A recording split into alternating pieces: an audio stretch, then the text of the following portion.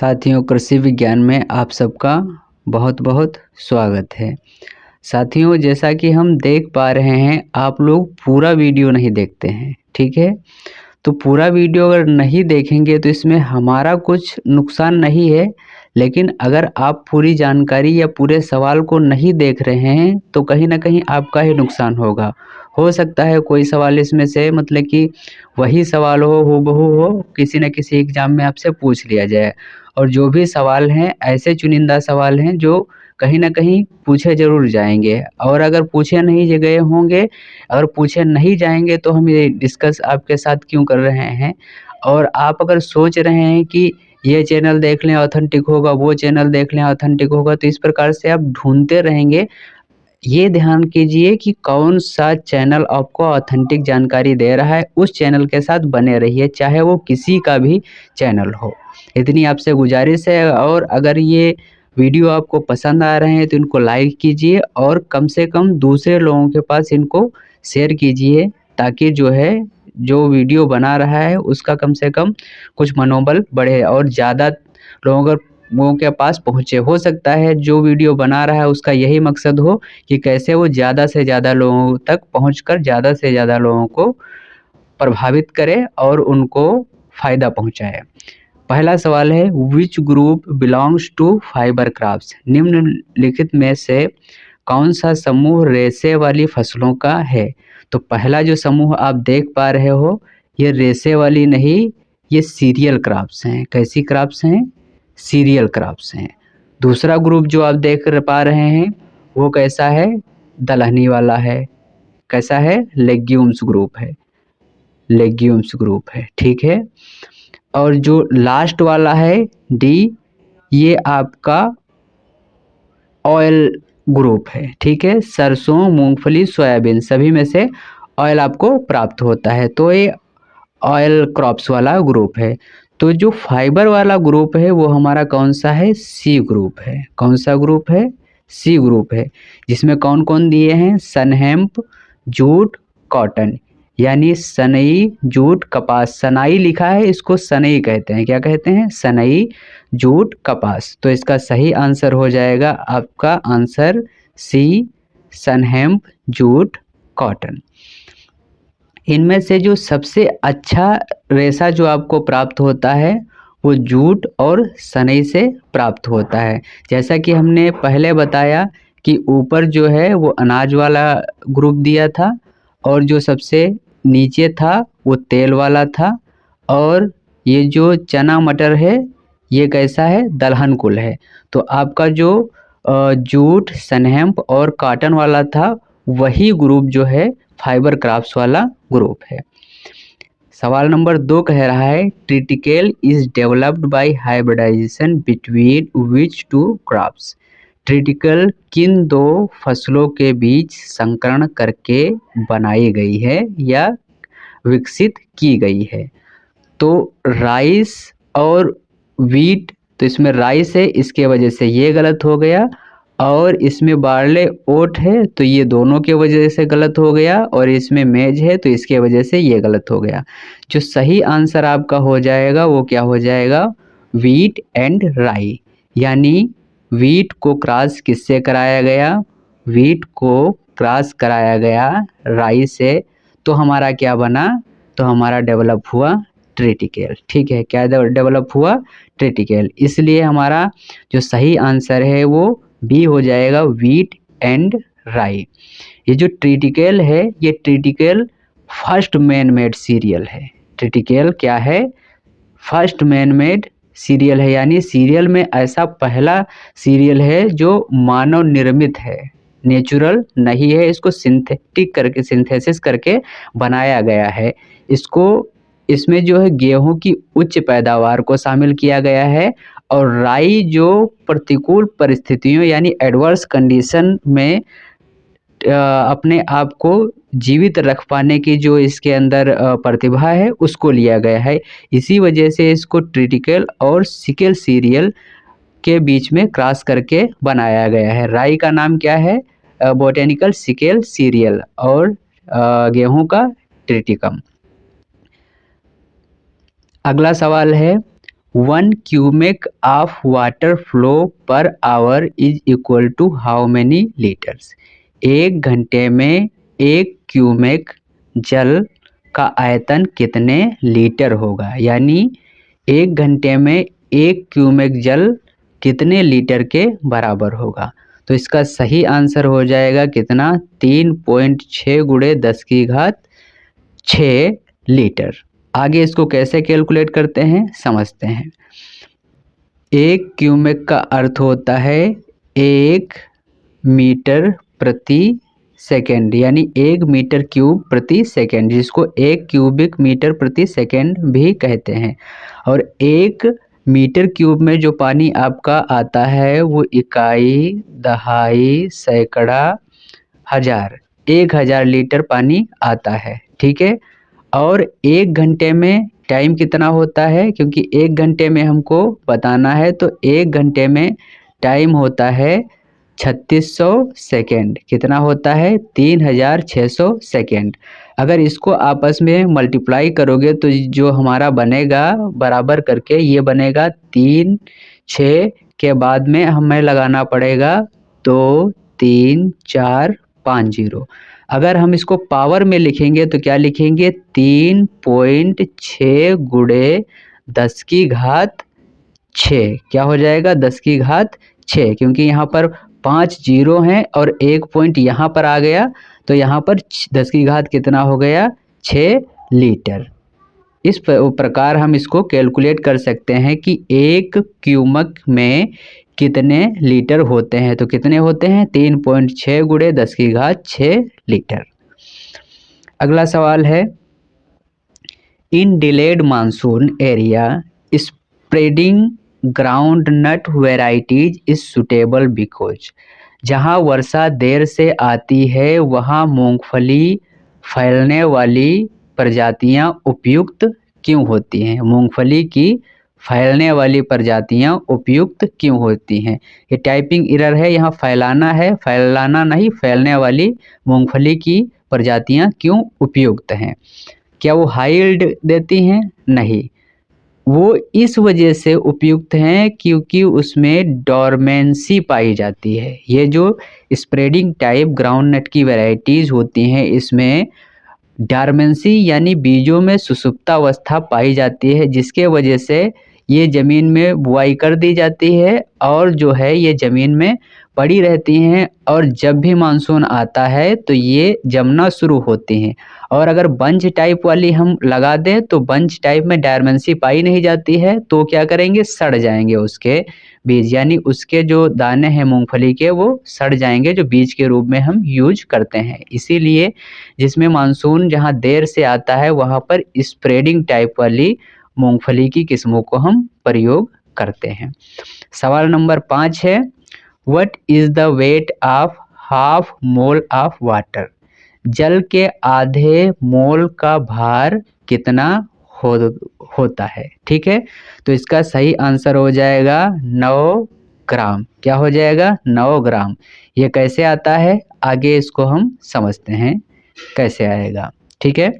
तो 1 मोल जो पदार्थ है वो उसके जो हमारा पदार्थ है, पदार्थ के आणविक भार के बराबर होता है। पदार्थ के काहे के आणविक भार के बराबर होता है।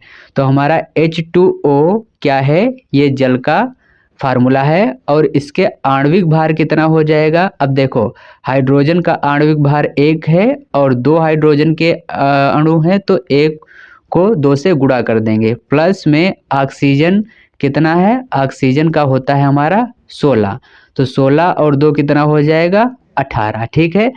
तो जल के पूरे अणु का जो मान होता है वो 18 मोल होता है। कितना होता है, 18 मोल होता है। क्योंकि यह पूछ रहा है कि आधे का मान कितना होगा, तो 18 को 2 से भाग कर देंगे तो कितना आ जाएगा, 2 नाम 18। तो यहाँ पर 9 मोल आ जाएगा जो कि सवाल में पूछा गया है। तो इस प्रकार से इसको कैलकुलेट आप कर सकते हैं। सवाल नंबर 6 है, total flood affected area in India is approximately. Bharat में कुल बाढ़ प्रभावित क्षेत्र कितना है। तो सही आंसर आपका हो जाएगा 40 मिलियन हेक्टेयर। भारत में जो बाढ़ से प्रभावित क्षेत्र है वो कितना है? 40 मिलियन हेक्टेयर है। कितना है? 40 मिलियन हेक्टेयर है। सवाल नंबर 7 है, if only one irrigation is available in wheat eight which stage should it be applied? गेहूं में सिंचाई के लिए यदि हमारे पास एक ही सिंचाई उपलब्ध है तो उच्च सिंचाई को हम कब करेंगे? ठीक है, अगर एक ही सिंचाई गेहूं में हो तो हमें कब करनी चाहिए? तो हमको उस सिंचाई को करना चाहिए CRI स्टेज पे, जिसको बोलते हैं क्राउन रूट इनिशिएशन। क्या बोलते हैं? क्राउन रूट इनिशिएशन, जिसको ताज जड़ अवस्था भी कहते हैं। क्या बोलते हैं? ताज जड़ अवस्था। इसका जो एक वीडियो है वो इसी चैनल पे आपको मिल जाएगा। प्लेलिस्ट में खोजेंगे क्राउन रूट इनिशिएशन तो आपको इसी चैनल पे इसका वीडियो मिल जाएगा। ठीक है, तो अगर एक सिंचाई हमारे पास है तो किस पे करना चाहिए? CRI स्टेज, जिसको क्राउन रूट इनिशिएशन अवस्था कहते हैं। ये कब आती है? ये 21 दिन के बाद आती है। और अगर इसी समय हम सिंचाई ना कर पाए तो पौधों में कल्लों की संख्या कम रह जाती है और पैदावार में भारी गिरावट हो जाएगी। ठीक है, सवाल नंबर अगला है 8। सवाल नंबर 8 कहता है, which is the most effective irrigation method? सबसे प्रभावी सिंचाई विधि कौन सी है? ठीक है, तो फ्लड इरिगेशन प्रभावी है? नहीं, गलत चीज है। स्प्रिंकलर ये भी उतना प्रभावी नहीं जितना होना चाहिए। बॉर्डर इरिगेशन ये भी नहीं ठीक है। तो जो सबसे प्रभावी मेथड है वो क्या है? ड्रिप इरिगेशन है। क्या है? ड्रिप इरिगेशन है। क्यों प्रभावी है? क्योंकि इसमें ड्रिप इरिगेशन में जल का लॉस बिल्कुल शून्य के बराबर होता है। मतलब कि 10% जो है नॉमिनल जो लॉस होता है वो इसमें आपको देखने को मिलेगा। इसमें क्या होता है? पाइप सीधे आपके जो पौधे हैं पौधों की जड़ में जाके पानी बूंद बूंद करके देती हैं। ठीक है, पानी बूंद बूंद करके देती हैं, इस वजह से इसकी क्षमता 90% से भी अधिक होती है। जबकि बाढ़ सिंचाई जो है, फ्लड इरिगेशन जो करते हैं उसकी दक्षता 30 से 50% ही होती है। इसीलिए सबसे दक्ष सिंचाई की अगर मेथड कोई है तो वो क्या है? सबसे इफ़िशियंट मेथड आपका ड्रिप इरिगेशन है।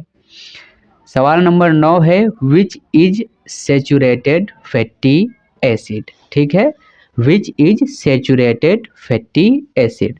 तो इसमें जो ऑप्शन सी है स्टेरिक एसिड, ये कैसा है? सेचुरेटेड फैटी एसिड है। सेचुरेटेड और अनसेचुरेटेड फैटी एसिड में अंतर क्या है? जो सेचुरेटेड फैटी एसिड है इसमें जो कार्बन है वो सिंगल बॉन्ड से जुड़े होते हैं। काहे से? सिंगल बॉन्ड से जुड़े होते हैं। जबकि और जो हमारा अनसेचुरेटेड फैटी एसिड है उसमें कार्बन 2 बॉन्ड से या कार्बन आपस में कितने? 3 बॉन्ड से जुड़े होंगे। इसीलिए इसको बोलते हैं सेचुरेटेड फैटी एसिड, और जिसमें एकल बॉन्ड से नहीं जुड़ा होता है उसको बोलते हैं अनसेचुरेटेड फैटी एसिड। यहाँ पर जो सेचुरेटेड फैटी एसिड का आंसर है वो क्या था? Stearic acid. क्या था? Stearic acid. सवाल नंबर 10 है, during hardening of plant which change occurs? पौधों की हार्डनिंग के दौरान क्या परिवर्तन होता है? पहले तो ये समझना होगा हार्डनिंग होती क्या है। जब हम प्रयोगशाला में पौधों को उगाते हैं, ठीक है, पौधों को टिश्यू कल्चर के द्वारा उगाते हैं तो मुख्य फील्ड में लगाने से पहले उसको मजबूती प्रदान की जाती है, उस पौधे को, उस प्लांट को। ये मजबूती प्रदान करने की जो प्रोसेस है उसको बोलते हैं हार्डनिंग प्रोसेस। क्या बोलते हैं? Hardening process. तो इसमें होता क्या है, जब हम हार्डनिंग करते हैं तो पौधे में शुगर की मात्रा क्या है? इंक्रीज हो जाती है, और शुगर की मात्रा इंक्रीज होने से जब हम इसको मेन फील्ड में लगाते हैं तो जो टेम्परेचर और ट्रांसप्लांटिंग से जो शॉक लगता है वो क्या होता है, कम हो जाता है। सवाल नंबर 11 है, lycopene development in tomato is adversely affected above which temperature. ये हमने पहले भी सवाल डिस्कस कर लिया था कि जो लाइकोपिन के वजह से टमाटर का रंग कैसा होता है। तो टमाटर का लाल कलर जो है वो किसके वजह से होता है, लाइकोपिन की वजह से होता है। किसके, लाइकोपिन के वजह से।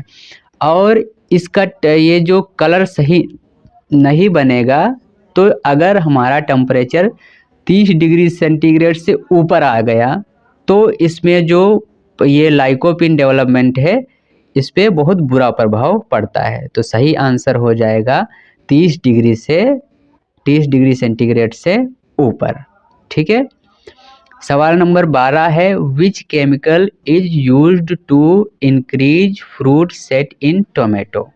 टोमेटो में अगर फल सेट करने की बात आए तो कौन सा केमिकल प्रयोग करेंगे।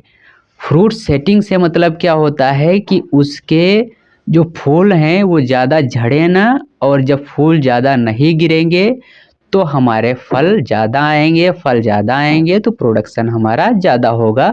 तो यहाँ फ्रूट सेट से क्या मतलब है कि फूल कम गिरें, तो उसके लिए हम लोग NaA का प्रयोग करते हैं। इसका फुल फॉर्म होता है नेफ्थलीन एसिटिक एसिड। क्या होता है, नेफ्थलीन एसिटिक एसिड। तो फूल ज़्यादा ना झड़ें और फ्रूट सेटिंग अच्छी हो तो उसके लिए हम NaA का प्रयोग करते हैं। इसकी कितनी मात्रा प्रयोग करते हैं, 20 से 50 ppm। ppm का फुल फॉर्म हम बता चुके हैं, पार्ट पर मिलियंस होता है। आगे चलते हैं, which is a third generation pesticide. तीसरी पीढ़ी का कीटनाशक कौन है। बहुत इंपॉर्टेंट सवाल है। DDT, BHC, मेलाथियान ये सब सेकेंड जनरेशन के पेस्टिसाइड हैं। कौन जनरेशन के, सेकेंड जनरेशन के। थर्ड जनरेशन का जो पेस्टिसाइड है वो कौन है हमारा, जुवेनाइल हार्मोन। क्या है, जुवेनाइल हार्मोन हमारा थर्ड स्टेज का पेस्टिसाइड है। तो पहली पीढ़ी का पेस्टिसाइड कौन होता है, पहली पीढ़ी का जो प्राकृतिक उत्पाद होते हैं जैसे निकोटीन और हमारा जो नीम है, नीम में पाया जाने वाला तत्व जो पेस्टिसाइड के रूप में काम करता है वो पहले जनरेशन का हो गया। दूसरे जनरेशन का DDT, BHC, मेलाथियान जितने केमिकल हैं सिंथेटिक वो सारे के सारे सेकेंड जनरेशन के पेस्टिसाइड्स हो जाएंगे। और जो थर्ड जनरेशन के पेस्टिसाइड्स होंगे वो हो जाएंगे जुवेनाइल हार्मोन्स। ये कीड़ों को सीधे नहीं मारेंगे लेकिन कीड़े की कोई ना कोई स्टेज को क्या करेंगे, प्रभावित कर देंगे, जिससे उनका जीवन चक्र जो है, विकास चक्र जिसको मेटामॉर्फोसिस कहते हैं, जैसे अंडे से लार्वा बना, लार्वा से प्यूपा बना, प्यूपा से एडल्ट बन गया, फिर एडल्ट अंडे देगा, फिर वही साइकिल पूरी होगी। तो पता लगता है कि ये जो हार्मोन है या इस प्रकार की जो थर्ड जनरेशन के पेस्टिसाइड हैं वो किसी न किसी एक स्टेज को गायब कर देते हैं जिससे उनकी जो वंशावली आगे नहीं चल पाती है। उम्मीद है समझ में आ गया होगा। अगर समझ में आ गया है तो इसको शेयर कर दीजिए और लाइक भी कर दीजिए। सवाल नंबर 14 है, which hormone is associated with hardening chilling resistance in plants. अब फिर वही बात आ गई, हार्डनिंग या चिलिंग के लिए कौन सा जो है हार्मोन हम लोग प्रयोग करते हैं। ठीक है, तो उसके लिए जो प्रयोग करते हैं वो साइटोकाइनिन करते हैं। क्या करते हैं, साइटोकाइनिन करते हैं। इसमें क्या होता है, जो हमारी फसल खड़ी होती है, खड़ी फसल में हम क्या करेंगे, साइटोकाइनिन का छिड़काव कर देंगे और उसके बाद उसको हार्वेस्ट कर लेंगे, जिससे क्या है, हार्डनिंग हमारे जो है पौधों में आ जाती है। अगला है, which chemical is use to prevent sprouting in stored onion. जो हम प्याज की फसल को भंडारित करते हैं उस भंडारित फसल में जमे ना हमारा प्याज, उसके लिए किस रसायन का प्रयोग करते हैं? तो उसके लिए जो हम प्रयोग करते हैं वो मैलिक हाइड्राजाइड का प्रयोग करते हैं, जिसको MH लिखते हैं। क्या लिखते हैं? MH। तो इसके लिए हम मैलिक हाइड्राजाइड, यानी हमारा सी सही ऑप्शन हो जाएगा, मैलिक हाइड्राजाइड। इसमें क्या करते हैं, प्याज की खड़ी फसल रहेगी, 15 से 20 दिन पहले मैलिक हाइड्राजाइड का स्प्रे कर देंगे, ठीक।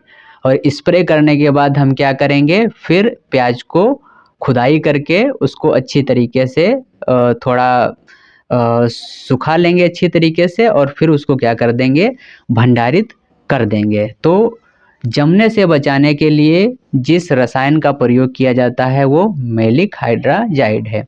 अभी जैसे आपका जो नवंबर, दिसंबर, जनवरी का टाइम है, अभी जो प्याज खरीदोगे वो आपका प्याज जो है जमा हुआ प्याज मिलेगा।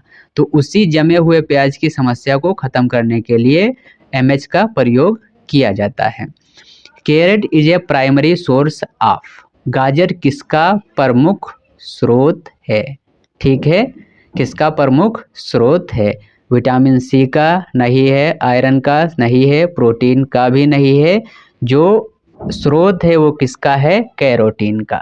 इसको हम क्या बोलते हैं? बीटा कैरोटीन भी बोलते हैं। क्या बोलते हैं? Beta carotene. और यही बीटा कैरोटीन हमारे शरीर में जाके विटामिन A का रूप ले लेती है और हमारे शरीर में विटामिन A की पूर्ति करती है, जिससे आँखों की रोशनी और हमारी त्वचा स्वस्थ बनी रहती है। अगला सवाल है, which of the following is a saturated fatty acid? तो ये सवाल तो एक बार और आ चुका है और यहाँ भी आ गया, तो हम बढ़िया तरीके से बताए ही भी थे। तो इसमें क्या हो जाएगा? सैचुरेटेड फैटी एसिड हो जाएगा। तो ये रिपीट क्वेश्चन है। क्या है? रिपीटेड क्वेश्चन है, ये रिपीटेड क्वेश्चन, ठीक है। अगला सवाल जो है वो क्या है? Which of the following is not an organic substance? इसमें से ऑर्गेनिक सब्सटेंस कौन नहीं है? तो जो हमारा हार्मोन है वो हार्मोन ऑर्गेनिक सब्सटेंस नहीं है, ठीक है। हार्मोन हमारा ऑर्गेनिक सब्सटेंस नहीं है। अगला सवाल 19 नंबर है, which machine is used for direct sowing of wheat in rice residue without tillage? मतलब धान की कटाई करने के बाद बिना जुताई किए गेहूं की सीधी बुआई करने के लिए जो मशीन का उपयोग किया जाता है वो मशीन कौन सी है? रोटावेटर तो जुताई करती है, जीरो टिल ड्रिल नहीं है, और कल्टीवेटर भी नहीं है। इसका जो सही ऑप्शन है वो हमारा क्या है? Happy seeder. क्या है? हैप्पी सीडर, जिसको सुपर सीडर भी कहते हैं। अगला सवाल क्या है? Carbon sequestering can be increased by? Carbon sequestering किसके द्वारा बढ़ाया जा सकता है? अब यहाँ पर सिक्वेस्टरिंग आया तो सबसे पहले हमको समझना होगा सिक्वेस्टरिंग क्या होती है, तब तो समझ पाएंगे कि कार्बन सिक्वेस्टरिंग क्या होती है। जैसे कार्बन का जो रूप है गैस में बदल जाता है, जो हमारी फसलें हैं उसमें जो पदार्थ होते हैं वो सब कार्बनिक पदार्थ ही होते हैं। अगर वो बाहर आए, जुताई किए, तो उसमें से जो गैस निकली, पता लगता है मेथेन निकली, तो भी गैस को निकाल, मतलब कार्बन को बाहर निकाल रहा है, जो ग्लोबल वार्मिंग के लिए हार्मफुल सिद्ध होती हैं। तो इसमें क्या करते हैं हम लोग? जीरो टिलेज करते हैं। क्या करते हैं? जीरो टिलेज करते हैं। अगर जुताई जीरो करेंगे तो वो जो हमारे पदार्थ हैं ज़मीन में पड़े रहेंगे और ऊपर नहीं आ पाएंगे, और ऊपर नहीं आ पाएंगे तो हमारा कार्बन उसी में फिक्स हो जाएगा। तो कार्बन जो है जो फिक्स रहता है मिट्टी में, कार्बन संचय को ही कार्बन सिक्वेस्टरिंग कहा जाता है। तो इसको जीरो टिलेज करके, जीरो टिलेज की सहायता से वायुमंडल में कार्बन को मुक्त ना करके हम मिट्टी में ही कार्बन को संचित कर देते हैं। इसको बोलते हैं कार्बन सिक्वेस्टरिंग। समझ में आ गया? सवाल नंबर 21 है, in India zero tillage was first started in which cropping system? Bharat में शून्य जुताई सर्वप्रथम किस प्रणाली वाली फसल में शुरू की गई थी। तो आप जानते ही हैं सबसे पहले जो हमारा क्रॉपिंग सिस्टम आया रहा होगा वो राइस व्हीट ही आया रहा होगा, और जब राइस व्हीट पहले आया होगा तो इसी में हमने प्रयोग किया होगा। तो सही आंसर हमारा यहाँ पर क्या हो जाएगा, answer number A, rice wheat में हमने जीरो टिलेज सबसे पहले भारत में यूज किया। ठीक है, और जीरो टिलेज के वर्ल्ड लेवल पे जो फादर हैं या जनक हैं वो हैं जीबी ट्रिपलेट। क्या है, जीबी ट्रिपलेट। आगे चलते हैं, सवाल नंबर 22 है, which statement is false regarding puddling. Puddling के संबंध में, यानी जो हम लोग कंदाई करते हैं ट्रैक्टर से धान बोने के, उसके संदर्भ में कौन सा कथन असत्य है। क्या, असत्य पे ध्यान रखो, कई बार असत्य की जगह पर सत्य हम लोग टिक कर देते हैं, तो क्या फॉल्स है। क्या परकोलेशन रिसाव कम करता है, तो ये सही है, ये यहाँ पर नहीं होगा। हाँ, वीट कंट्रोल करता है, तो ये भी यहाँ पर नहीं होगा। सही होगा तो नहीं होगा, ठीक है, सही वाला हमको निगेटिव कर देना है। ईजियर ट्रांसप्लांटिंग, हाँ, आसानी से जो है उसमें रोपाई की जाती है, तो ये वाला भी नहीं होगा। जो सही होगा, जो गलत होगा वही हमारे लिए सही होगा, तो तीसरा वाला गलत है। इम्प्रूव सॉइल स्ट्रक्चर, तो ये तो सॉइल स्ट्रक्चर को बिगाड़ देता है, सही कहाँ से करता है। जब हम लोग पडलिंग करते हैं तो पडलिंग में पोर स्पेस बंद हो जाते हैं, उसका एरेशन कम हो जाएगा, सॉइल स्ट्रक्चर गड़बड़ हो जाती है, तो यही वाला गलत ऑप्शन था। सवाल नंबर 23, how many generation of seed production are followed in India. तो भारत में बीज उत्पादन की कितनी पीढ़ी को अपनाया जाता है। तो 3 पीढ़ियों को अपनाया जाता है, ब्रीडर, फाउंडेशन और सर्टिफाइड। ब्रीडर, फाउंडेशन और सर्टिफाइड, तो वही 3 हम अपनाते हैं, इसीलिए हमारा आंसर हो जाएगा 3, ब्रीडर, फाउंडेशन और सर्टिफाइड। अगला सवाल है, तो अच्छा, पिछला वाला जो सवाल था वो 25 नंबर सवाल था, और जो 25 नंबर सवाल था, क्योंकि हम एक सेट में 25 सवाल ही डिस्कस करते हैं, तो आज का ये लेक्चर यहीं पे समाप्त हुआ। अब जो है पहला सवाल आ गया है, और अगर लास्ट तक आप आ ही गए हैं तो वीडियो को लाइक नहीं किए हैं तो लाइक कर दीजिए, और ज़्यादा से ज़्यादा लोगों तक इसको पहुंचाइए, ताकि ज़्यादा लोग इसको देखें और ज़्यादा लोग इससे अपना फ़ायदा कर पाएँ, वो अपना एग्ज़ाम निकाल पाएँ। यही हमारा उद्देश्य है। हमें दीजिए इजाज़त। Thank you.